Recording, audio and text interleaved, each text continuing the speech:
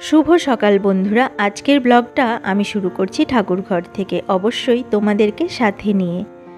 এখন বাজে 11:35। এখনই আমি গোপাল সোনাকে পুজো দিয়েছি। দেখো, প্রসাদ এখনও সরাইনি।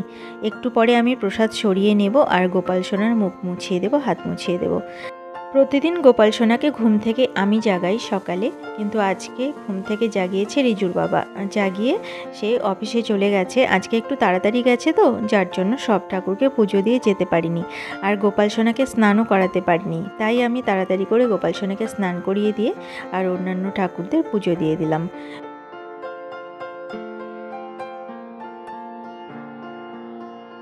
এবার আমি গিয়ে জানালার ধারে কিছুক্ষণ দাঁড়িয়ে থাকবো আর বাইরের দিকে তাকিয়ে থাকবো, খোলা আকাশের দিকে। কারণ আজকে সকালে ঘুম থেকে উঠে আমি জানালার ধারে দাঁড়ানোর সময়ই পাইনি। রিজু তো সকালে স্কুলে গেছেই, আর রিজুর বাবারও আজকে তাড়াতাড়ি অফিস ছিল, অফিসে বেরিয়ে গেছে তাড়াতাড়ি। তাই আমি এখানে আর দাঁড়ানোর সময় পাইনি। তখন সময় পাইনি তো কি হয়েছে, এখন তো আর কোনো বাধা নেই। আমার রান্না হয়ে গেছে, স্নান করে পুজোও দিয়ে দিয়েছি। এবার আমি এখানে কিছুক্ষণ দাঁড়ালাম আর খোলা আকাশটা দেখে নিলাম। আজকের আকাশটা কিন্তু খুব সুন্দর লাগছিল দেখতে। এবার চলো যাই, গোপাল সোনার প্রসাদগুলো তুলে নিই আর গোপাল সোনাকে হাত মুখ মুছিয়ে দিই। দেখো, গোপাল সোনার প্রসাদটা আমি তুলে রেখে দিয়েছি আর হাত মুখ মুছিয়ে দিয়ে চলে এলাম রান্নাঘরে। আজকে কি কি রান্না করেছি সেটা একবার তোমাদেরকে দেখিয়ে দেই। আগে লাইটটা জ্বালিয়ে নিই, ঘরটা অন্ধকার হয়ে আছে। গ্যাস ওভেনটাও মোছা হয়নি, দিদি আসলে বলতে হবে মুছে দিতে। আর দেখো কি কি রান্না করেছি সেগুলো একটু দেখিয়ে দিই। কাঁকরোল ভাজা করেছি, সব সবজি মিশিয়ে ধনেপাতা দিয়ে এই তরকারিটা করেছি। এটা ডালের সাথে খাওয়ার জন্য। গরমের দিনে কিন্তু এইরকম তরকারি খেতে ডালের সাথে খুবই ভালো লাগে, তাই না?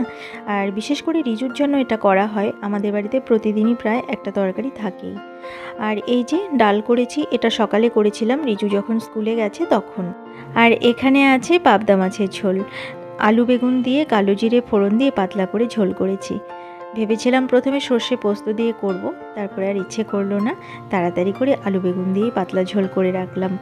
আর এই যে দেখো, আমের টক করেছি। আজকের মতো আমি এইটুকুই রান্না করেছি। এবার আমি চলে এলাম, এই যে জামা কাপড়গুলো কাঁচা হয়ে গেছে, এগুলো মেলে দিতে হবে। আর জামা কাপড়গুলো বালতিতে করে নিয়ে আমি চলে এলাম বারান্দায়। ছাদে না এখন দিই না, এত রোদ। ছাদে দিলে জামা কাপড়গুলো শুকিয়ে তো যায় তাড়াতাড়ি, কিন্তু রঙটা যেন কেমন নষ্ট হয়ে যায়, ফেড হয়ে যায় কালারগুলো সব, যার জন্য আমি বারান্দাতেই দিয়ে দিই। আর এই যে এই গ্রিলটা, এটা পরিষ্কারই আছে, কিন্তু তবুও আমি আবার একটু মুছে দিচ্ছি, কারণ রাস্তার ধুলোগুলো আসে তো। যদি কোনো সাদা জিনিস এখানে মেলা হয় তাহলে সেটার মধ্যে ধুলো লেগে যেতে পারে, যার জন্য আমি প্রতিদিনই একটু করে মুছে দেই জামা কাপড় মেলে দেওয়ার সময়।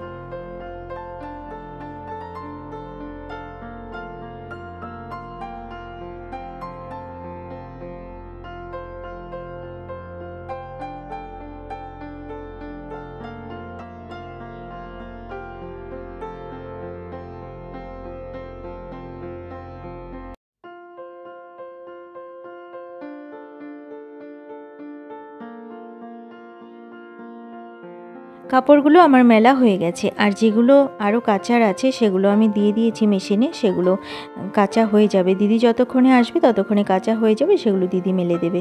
আর এই যে বালতির মধ্যে সাদা গেঞ্জিগুলো আছে, স্যান্ডো গেঞ্জিগুলো, এইগুলো নীল দিতে হবে, এগুলো রেখে দেবো। দিদি যখন আসবে দিদি নীল দিয়ে মেলে দেবে বাইরে।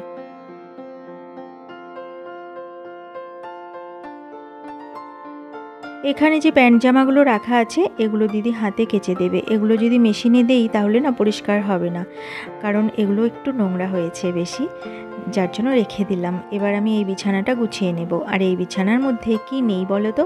হারমোনিয়াম, তবলা, জামা কাপড় সবই আছে। আসলে এই বিছানায় তো কেউ ঘুমোয় না, আমি আগেও বলেছি আবারও বলছি, যার জন্য এই বিছানাতে হারমোনিয়াম, তবলা, জলের বোতল, জামাকাপড়, তারপর জামাকাপড় ইস্ত্রি করে সেই ইস্ত্রিটা পর্যন্ত বিছানাতে রাখা হয় অনেক সময়।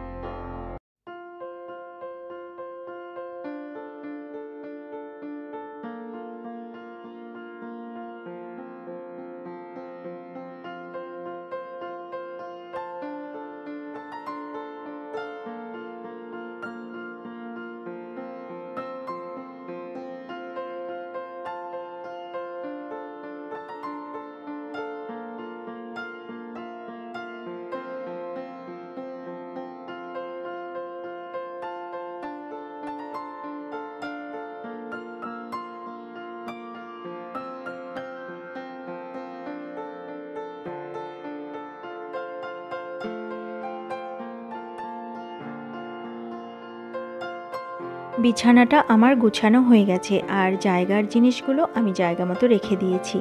এবার রিজু স্কুল থেকে চলে এসেছে। এই যে এই কাজগুলো করছিলাম না, বিছানাটা গুছাচ্ছিলাম, তার মাঝখানেই কিন্তু রিজু চলে এসেছে। ও দেখছে নলেজ ভিডিও। ও না আজকাল দেখি কার্টুন খুব একটা দেখে না, খুব একটা বলতে দেখে না বললেই চলে। এখন শুধু নলেজ ভিডিও, তার মানে ইন্ডিয়ান হিস্ট্রি, তারপর বিদেশের যে হিস্ট্রিগুলো আছে, বিভিন্ন যুদ্ধের যে ইতিহাসগুলো আছে সেইগুলো ও দেখে। তো আমিও মানা করি না যে স্কুল থেকে এসেছে একটু তো কার্টুন দেখবে বা খেলবে বা রেস্ট নেবে, ততক্ষণে বসে বসে যদি নলেজ ভিডিওগুলো দেখতে থাকে তাহলে তো ভালো কথা, তাই না? এগুলো থেকে শেখার কিছু আছে, কিন্তু কার্টুন থেকে শেখার কী বা আছে? আর বাচ্চারা শুধু আনন্দের জন্য তো কার্টুন দেখে। ও যদি এখন না দেখে কার্টুনটা তাহলে তো ভালোই হয়, তাই না? তো ও ভিডিও দেখছিল, ওকে গ্লুকন্ডি দিতে এসে আমিও কিন্তু দেখছিলাম। আমারও দেখতে বেশ লাগে এই হিস্ট্রিগুলো শুনতে, কারণ আমরা বইয়ে যা পড়েছি এত কিছু তো আর বইয়ে পড়িনি। বইয়ের মধ্যে তো আর সব ইতিহাস থাকে না, তাই না? যতটুকু বইয়ের সিলেবাসে যতটুকু থাকে ততটুকুই পড়েছি। আর যারা ইতিহাস নিয়ে পড়াশুনো করেন তারা অনেক কিছু জানেন, তাদের ইতিহাস সম্পর্কে জ্ঞান অগাধ, কিন্তু আমাদের তো তা নয়, তাই না? এই ভিডিওগুলো যখন দেখি তখন অনেক নতুন নতুন ইতিহাস জানতে পারি। কী যে ভালো লাগে জিনিসগুলো জেনে। আর তোমাদের সাথে কথা বলতে বলতে দেখো, এই যে ঘরে যে গাছ আছে দুটো, এই ঠাকুর ঘরের এইদিকে একটা ওইদিকে একটা, তো এই টবগুলো না সাদা। মাঝে মাঝে এগুলোকে আমি মুছে পরিষ্কার করে দিই, তা না হলে ধুলো জমে যায়। আর সাদা জিনিসের ওপরে ধুলো জমে গেলে ভালো লাগে না।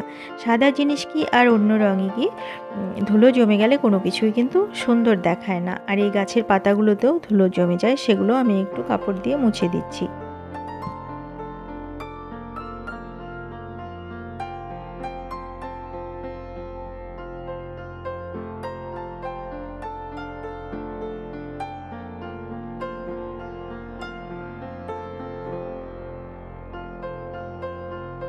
ইন্ডাকশনটার মধ্যেও দেখো কি ধুলো জমে গেছে, এটাও আমি মুছে ঠাকুর ঘরের ভেতরে রেখে দেব, কারণ এখন এটার বেশি দরকার পড়ে না। গোপাল সোনাকে যেদিন আমি দুধ গরম করে দেই সেদিন দরকার পড়ে। আর গোপাল সোনা তো এখন গরম জল দিয়ে স্নান করে না, গরম পড়ে গেছে, ঠান্ডা জল দিয়ে করে, যার জন্য এটার আর দরকার তেমন পড়ছে না। এটা আমি ঠাকুর ঘরেই রেখে দেবো। এখানে দেখো কি ধুলো পড়ে গেছে, বাইরে ছিল তো। টুলটা আমি ভেজা তোয়ালা দিয়ে মুছে নিলাম, জল দিয়ে ভিজিয়ে এনেছিলাম। আর এই যে ইন্ডাকশনটা, এটা তো আর ভেজা তোয়ালা দিয়ে মোছা যাবে না, এটা আমি এই কলিন দিয়ে মুছে নেব।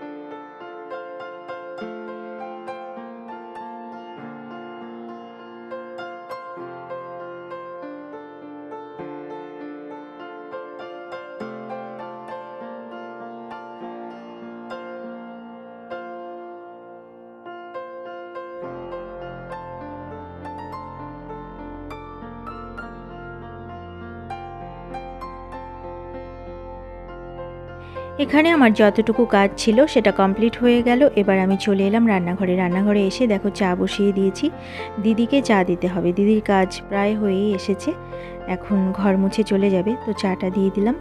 আর আমি চলে এলাম বেডরুমে। এই যে বইয়ের টেবিলটা কাল গুছাচ্ছিলাম, তোমরা দেখলে ভিডিওতে, সেটা কিন্তু পুরোটা গুছানো হয়নি কাল। কিছুটা গুছানোর পরে রিজু চলে এসেছিল স্কুল থেকে, আর ওটা আমি গুছাতে পারিনি। তো আজকে ভাবলাম রিজুকে নিয়েই এই টেবিলটা গুছাবো, কারণ কাল তো রবিবার, ওর স্কুল নেই। আর স্কুল না থাকলে কিন্তু পড়ার চাপটা একটু কম থাকে। একটা দিন ছুটি থাকলে কি হয়, পড়াটা ভাগ করে করে, আজকে হয়তো করবে কিছু, কাল কিছু করবে। তাই টেবিল গুছানোর কাজটা ওকে নিয়েই করব। কোথায় কোনটা রাখবো ও যদি দেখে আর আমার সাথে সাথে যদি কাজগুলো করে, তাহলে কিন্তু আমারও হেল্প হয়ে যায়, আর ওরও কাজটা শেখা হয়ে যাবে। আর কোন জিনিস কোথায় রেখে দিলাম ও কিন্তু চট করে সেটা খুঁজে পাবে।